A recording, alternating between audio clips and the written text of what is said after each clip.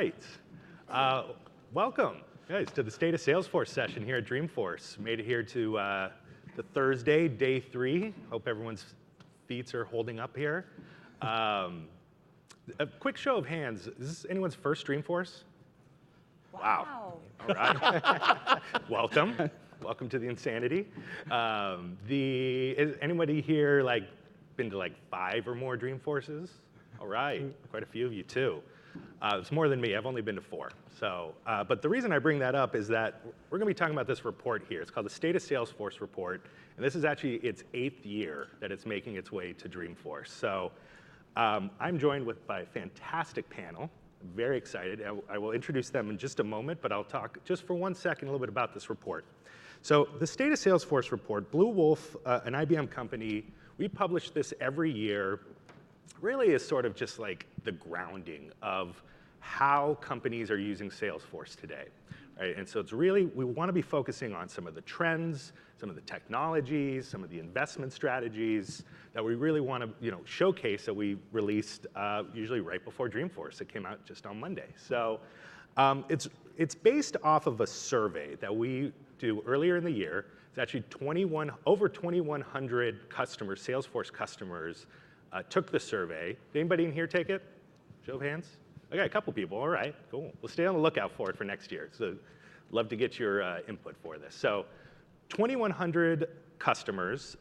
We have over 190,000 data points that came from it.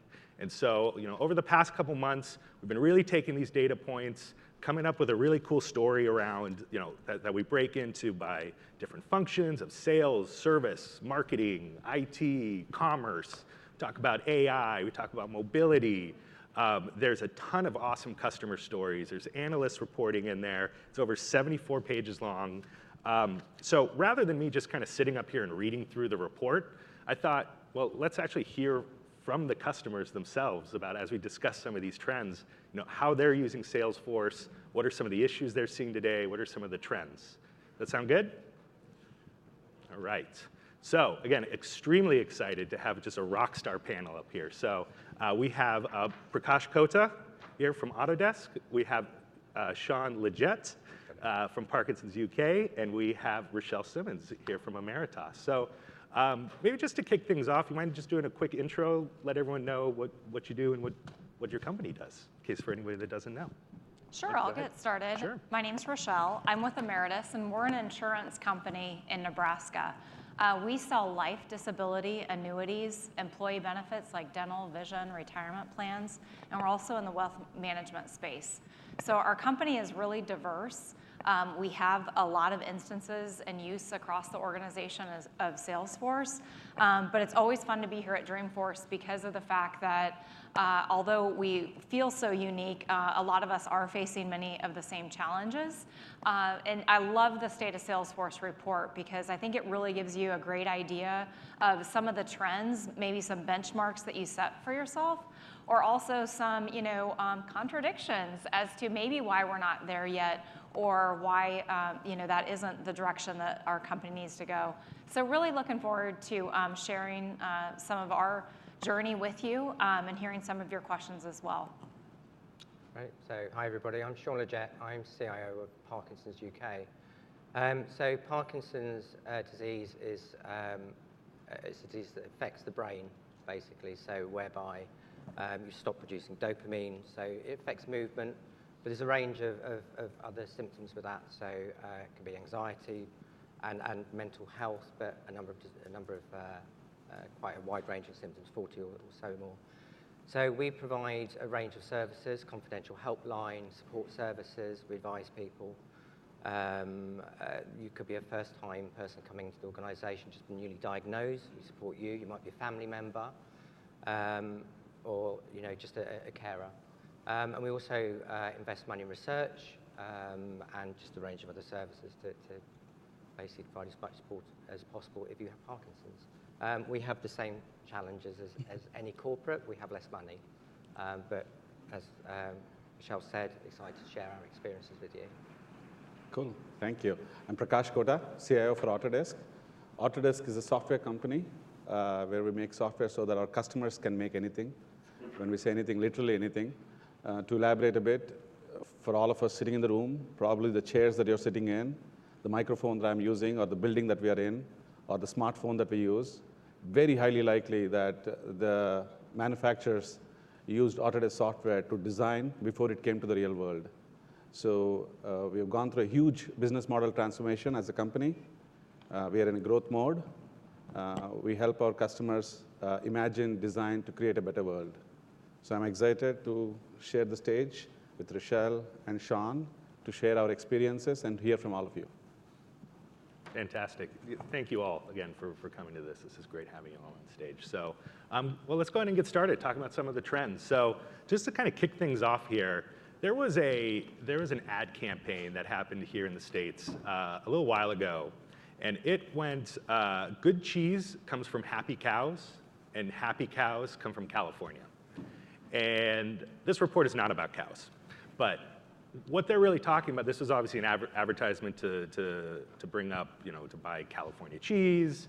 And what they're trying to say here is that you got to make sure your employees are happy, right? If you have happy employees, you're going to have a good product, right? And that will make your customers happy. And so why am I bringing this up? Well, the report itself, one of the main themes that we really saw around the survey coming to life this year was there is a major shift in digital transformation right now. From years and years, it's always been focused more on a outside-in approach. And what I mean by that is the concept of focusing on customer-based channels, making sure that we're focusing 100% on customer experience and transforming that way. What we're now seeing is what we're calling an inside-out approach, where we're now actually really focusing on that employee experience. What are the tools we're giving them? What is that experience going to be like for them to do their job in an elevated way that will then obviously be taken out to the customers and be making happy customers? And so that's really was one of the main kind of themes that we're seeing throughout this entire report. And we'll dive a little bit more into each of these. But just kind of based off of that, I wanted to just, what are you seeing within your companies? And what are some of the trends you're seeing around employee experience? And Rochelle, you want to kick this one off? Sure. I think it is interesting because when you think about getting to that end state, we do want that customer 360, and that customer experience is ultimately the goal. But when we had a lot of manual processes or data in silos, or not really understanding sales leads and opportunities well, or easily being able to create connected marketing campaigns, that meant that the customer or the employee experience was difficult, really hard to do, not providing them. People want to do a better job. They want to understand, how their efforts are performing. So really, I think in order to get to that state of customer experience, this is why you see so many companies starting here. And for us, it was, how do we remove some of those silos in our Salesforce instances? How do we start to consolidate? Not just because, reducing technologies or better use of our investment, but really just provide more of that insight, make them better at their jobs. So definitely, I think starting with that employee first is a logical place now to really emphasize. Yeah, I totally agree. So it's all about people for us. So we talk a lot about people with Parkinson's, but we also look at our employees. And the more efficient our staff are, that will reflect better on the services and everything that we're doing. So we pushed out Service Cloud last year. We were very concerned in terms of adoption and what that would look like. But because we focused on just delivering the right thing for people with Parkinson's, and we looked at the technology and not wanting it to be a barrier, which was a big fear. And it was, we overcame that by good analysis, understanding what the needs, and understanding how our teams work together. And we removed a whole load of manual process in that. So that was, it's a really, really good story we had around that. I completely agree that good cheese comes from happy cows. Yeah. Happy cows are in California because I'm from California, so I endorse that. Coming to digitization, right, that's a big focus for Autodesk too. That is one of our corporate goals. So when we say digitize, again, that's a buzzword everywhere. So for us, when we say digitize, it's giving frictionless experience to users. And the users could be our end users who are using our products, employees, or partners. So we have put a right balance between both, when we say customer experience, for all the users, including the employees. And that's so right, because we are expecting our employees to create that aha experiences to our end users who are using our products. But if they can't experience those aha moments, how are they going to create that? And that's the dialogue that we have been going through within Autodesk to say, this is so important. Right. And that's probably a shift in thinking, which was not the case. There is heavy prioritization on focusing just on end customer who is using your products. Now it's a balance. We've been talking here when we came about the talent wars that are going on, so common across the globe, wherever you are. And if you really want to attract and engage talent, you need to give them that digitized experience, like frictionless experience, so that your employees are interested to come in whatever function they are, sales, marketing, finance, wherever they are, they want to come to work because they have cool tools to work with. There's no friction. They can self-serve and do whatever they need to do effectively and be productive. Mm-hmm. And so there's a huge focus, even within Autodesk, on improving, on focusing on employee experience. That's great. Absolutely. Thank you. So let's kind of on that same topic. Let's get into a statistic here from the report. So, one of the main themes that we also see in this report is how organizations are building around customer 360. What are they doing to build a 360-degree view of their customers, utilizing technology, utilizing data. We're seeing a whole slew of different technologies today. Dreamforce that Salesforce is talking about, outside of the Salesforce ecosystem that exists today. But from the survey, we found out that 90%, so 90% of Salesforce customers rank integrating their data sources as their top priority for this year. And so, there's obviously quite a few different ways you can do that, quite a few different technologies that are available. All depends on who you're working with and what your customer is doing. But I would love to hear just kind of within your own organizations, like, how are you prioritizing this and what are some of the things that you're doing? So Prakash, why don't you kick us off with this one? Yeah, sure. I think the critical element to look at, right, again, being a cloud company or subscription-first company, it's all about the customer. Mm-hmm. And when we made a big shift in our business model transformation of being a subscription company, it was not a one-time sale or one-time transaction with your customers. It's a lifetime cycle that what you're doing with. And for that, I think when we talk about putting customer at the center, you need to understand about your customer so that you can give them the value that they're looking for continuously. It's not a one-time thing, which means data comes as a very critical source here. And data from different elements, from sales or pre-sales to services to marketing, all of these aspects play a significant role. And for us, I think Salesforce as a platform plays a central role here because we are automating a lot of processes there. It's a central place for information. And also real-time collaboration for agents who are trying to serve our customers. So there are several elements of it where data plays a critical role. Mm-hmm. And we naturally have a data lake too, where we ingest all of the data. And Salesforce is one of the primary platform from which data source where we ingest from. And there are more than 250 APIs today we have that clearly talks about from Salesforce on how much data we are pulling in to different places and also giving those insights back to different functional teams so that they can really provide the value that we are looking for to our customers. So I would agree that this is a huge, and this is not a simple problem. It's a humongous challenge that we have not solved it. It's in a journey. But this is so important to get it right. If you're not focusing on this, you'll be out of the race, is what we always tell others.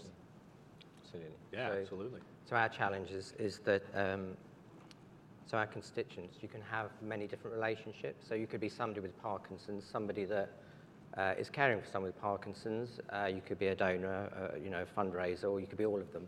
So having that 360 view is really important. On top of that, also, we want to personalize the services we provide. So Parkinson's, everybody's experience of Parkinson's is totally unique to them. So that 360 view and the data to supporting that is critical. And it's a challenge. We've invested in tech. Of course, we're taking data now. We'll take data from Service Cloud into we use Snowflake as our data lake, and then we're using Tableau as well for visualization. but it's not an easy journey by any stretch of the imagination. Right. Yeah. Okay. So we're also one of the 9 out of the 10. And I wouldn't guess that this is just something that will be an initiative and a priority this year, but in years going forward. I mean, the amount of data we're all dealing with and the fact that we do want those insights and those 360 views, we're all going to be working on this for some time.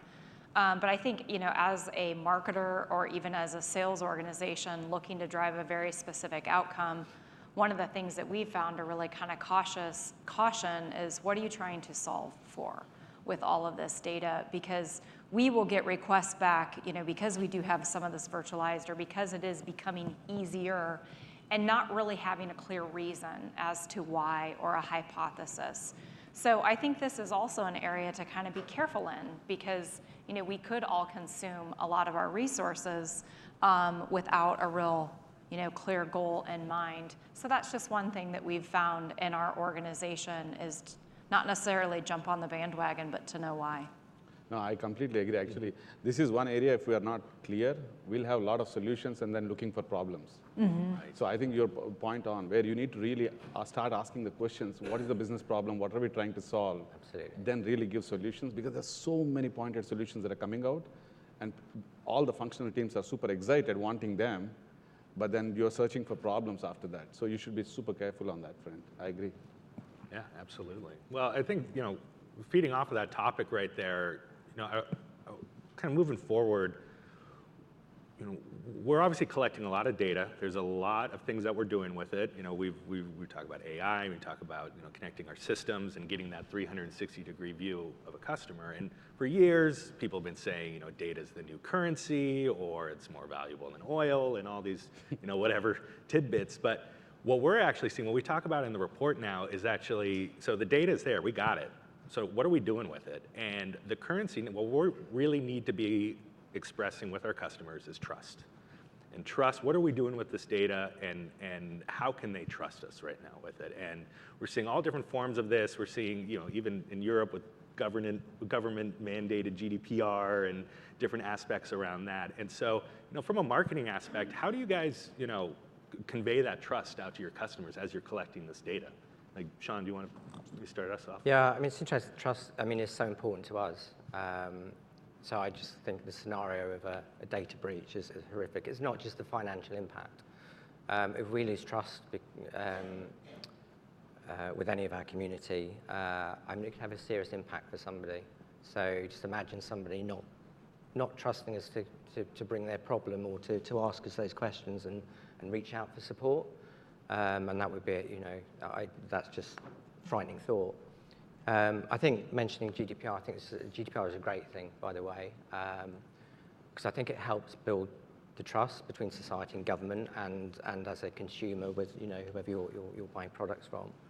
And I think it's a shame that in some ways that we've had to have GDPR. It's something we should be doing, right? Good data management, data quality, and being very transparent about how we're using data up front, and explaining that in a very simple way. We should all just be doing that out of the box. Yeah. I think, the trust is so important that sometimes we need to take technology back out of it. I'll give you an example that we found recently, is that we've surveyed our customers, and using our text analytics had discovered that we think they're orphaned. So they no longer have a relationship with their agent, and the surveys were telling us that. But if we put them, and as a marketer, I'd love to put you on a journey. We're going to re-nurture you, we're going to re-engage you, and you'll love Emeritus again, and we'll find you a new agent. But if we would have detected the wrong signal, imagine, like, if someone has just said they're basically abandoned, if we got that wrong, now you're really abandoned. And so we went old school and contacted these customers by phone. And that, as a marketer in this day and age, you're like, well, that's not sexy, and that doesn't scale. But because of the fact of, that trust and that understanding what was really going on, this is financial services. This is someone's financial well-being, and the only way to really know whether or not we had that right was that one-to-one communication, and that was well worth the effort, put into that relationship. No, I would agree. So I think last couple of years, especially with GDPR, We have been highlighting you guys a lot, but now we also have California privacy law. Right. It's like GDPR with an attitude. Yeah. That's what California privacy law is. So what I think the key, and there'll be more countries, regions coming up with these kind of laws, but the key thing for us to understand is we need to be transparent. I think I agree to what the co-panelists are talking about. It's giving the options back to the users. Right. I think most of the time we take the decision on behalf of the users, Right. and this is changed. Users are telling us, don't take the decision on behalf of me. Right. Let me take the decision and let me subscribe to what I want, what I don't want. I think, most of them want to subscribe because they want to get more value, but they don't want us to be making that decision. And that's where the trust becomes very critical, and being transparent upfront and letting users know what do we have, what are we looking for, so that what value we can generate is a very critical element. Yeah, definitely. I mean, I think it's very. I mean, it's interesting. I myself, I know, my data is being collected on my phone and everything that I'm doing, and that's fine. If that's what's going to happen, that's what's going to happen. But now I have an expectation of, okay, if you're taking my data, like, you better know everything about me. So if I'm calling into customer service, or if I'm calling into a sales team, I better not be answering any questions about anything. So I think that's really one of the things we're really building up towards right now. And so, that's the expectation that personally I think for myself, right? You're going to take it, cool, but you better know everything about me. So, great. Well, let's keep moving on here. I'm going to shift topics a little bit here. We're going to talk a little bit about mobility here. And so there's obviously a lot of hot topics here around 5G and mobile solutions. And to give kind of a quick background here, Bluewolf is an IBM company, and IBM has a strategic partnership with Salesforce, and we have a strategic partnership with Apple, and so a lot of really cool opportunities that we're building out some cool mobile solutions right now, and and as we're talking about employee experience and making sure that they're really that employees are adapting this technology. When we built out the survey for this report and sending it out, the higher ups were like, well, let's make sure we're calling out mobile, and let's talk about all the solutions we're doing. And so we put in a lot of questions about mobility and how you're using it and how great it is. And then we sent out the survey, and we got some interesting responses actually back. And what's funny is that we found that, that 73% of sellers in the sellers workspace don't use mobile. They are still primarily on their desktop or laptop as they're working out there, even though there's all these solutions that are out there. So what we're really seeing is that there's an adoption, right? There's a curve that might need to come in, but we're just not there yet. Obviously, just not like how we are as consumers on our cell phones, where we all, I speak to myself, live on it all the time, right? So how are you guys utilizing mobile? Are you seeing this within your organizations? And what's that adoption look like for your companies? So, Michelle, you want to? Sure. This statistic made me feel so much better because as a technology leader, you do want to be at the forefront of mobile, and we're not. And there's a very deliberate reason that we aren't. So this, when we looked at, what do we make available desktop versus mobile, it's really grounded in user research. Who does what and where are they? What type of device are they on? And that's really one of the reasons that, we're at about this mix as well. So what we found, though, is, not only do the analytics tell us where you are and what device you're on, so, that justified part of it. What we really also had to understand is when our salespeople are interacting, they are consulting, and they're not spending their time in front of a device, whether it's because of that, again, that human-to-human relationship and the value that they provide in the marketplace is how they can help you through planning for your financial future. And sure, they are using tools and things to help realize that value when they're providing that type of advice and solution, but not when it comes to their use of Salesforce, not when it comes to the use of some of our other applications that we provide. So it was really important to not only understand, go to the hard analytics, but then also understand why. because I think that, this is another area where we could be chasing a trend, and it probably wouldn't serve our users really well.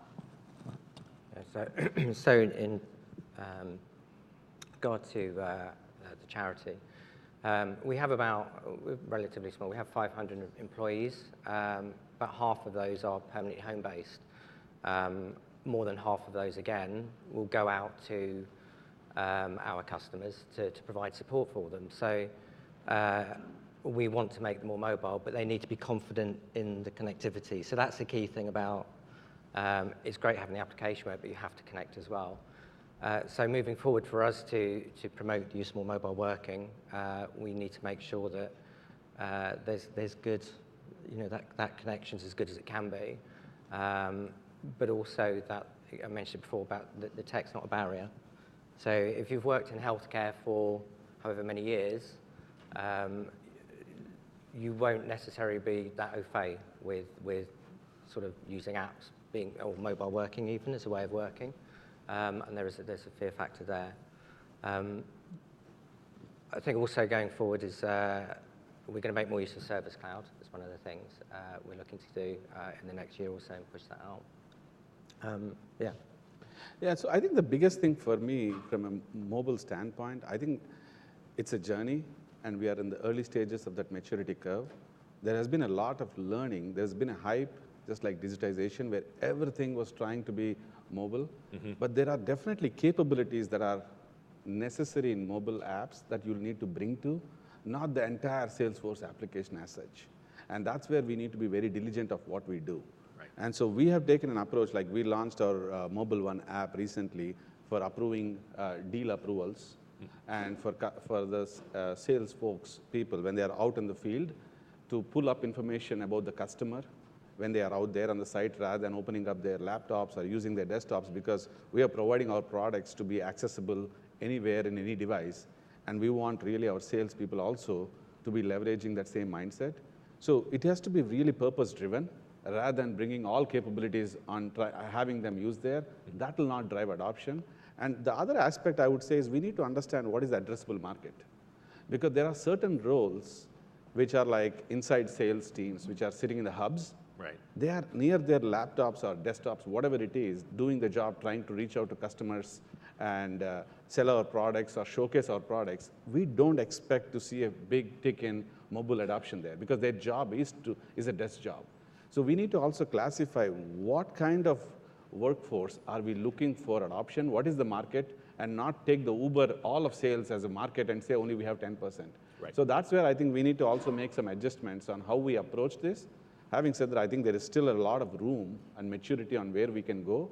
And we are just starting in that journey too. And we have a lot of ideas on how to do, but we are also targeting by market. This is the group for these capabilities that we want to launch, so that they will be much more efficient and will remove the friction. That's the approach we're taking. Yeah, absolutely. And I think, if you really want to break this out by functionality as well, I mean, I think a hot topic I've seen all week has been field service, right? And so some of the solutions that are coming out with mobile solutions for field service workers, and there's adoption happening with those, and there's new technologies happening, and people are very excited about it. But yet we still see, for example, with sellers, they're just not ready, just not excited about it, or they're just too used to what they're doing right now. I'm a marketer myself, and I work on my desktop, right? And besides just sending a few emails by phone, I'm comfortable there. So what is that revolution going to look like for a marketer right there that's going to allow me to be on my phone? So very cool. Well, I think we have a little bit more time left. And I do want to open this up for Q&A if anyone has any questions. Before we get to that, I do want to do a quick plug. So the report did come out on Monday. I believe we are handing out copies to them when you leave, so everybody's going to get a copy. It's a great read on your flight home, or on your, to have it by your bed at night. You can read all the cool stats.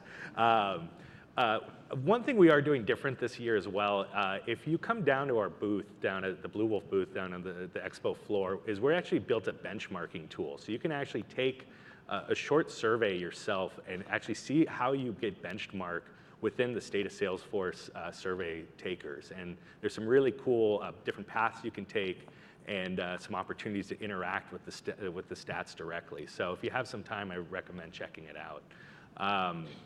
You can also go to bluewolf.com/SOSF to download the report or take the digital experience too. So on that note, I do want to open it up for questions if anyone has anything for our speakers.